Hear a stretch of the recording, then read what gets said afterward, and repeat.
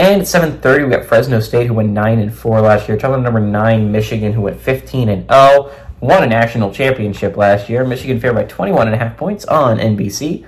Mikey Keene for Fresno State. Oh my God, I can't speak today. Went 283 of 422, threw for 2,976 yards, 24 touchdowns to 10 interceptions.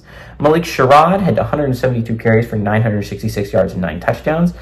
Eric Brooks had 60 catches for 788 yards and 5 touchdowns. You do bring back Mikey Keene and Malik Sherrod, but you unfortunately lose Eric Brooks. The Bulldogs do. J.J. McCarthy went 240 of 332, threw for 2,991 yards, 22 touchdowns, 4 interceptions. Blake Corum had 258 carries for 1,245 yards and 27 touchdowns. And Roman Wilson had 48 catches for 789 yards and 12 touchdowns. These two teams have never played before. Oh, by the way, do you know what J.J. McCarthy, Blake Corum, and Roman Wilson all have in common, other than them, they all won a national championship? That's right, they all went to the NFL. So their leading passer, rusher, and receiver are all gone.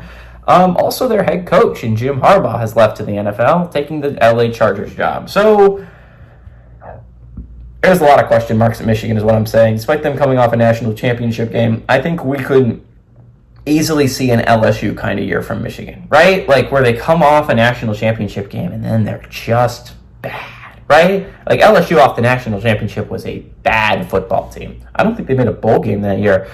Mississippi State pulled off an absolute shocker week 1 against LSU that year.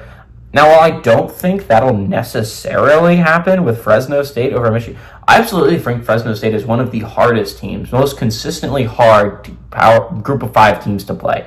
You can ask Purdue last year, you can ask UCLA a couple years ago now.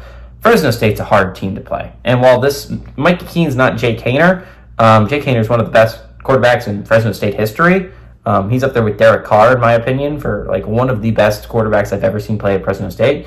Mike Keene was playing some solid football last year, and he had Fresno State in the running for a Mountain West championship near the end of the year. So, I mean, Fresno State has a good team. They typically have a good team built together, and it's a tough team to draw week 1 when you're trying to replace a whole bunch of starters. I do think Michigan's going to end up winning this football game. I would not be shocked if it was close. I like Fresno State to actually cover here.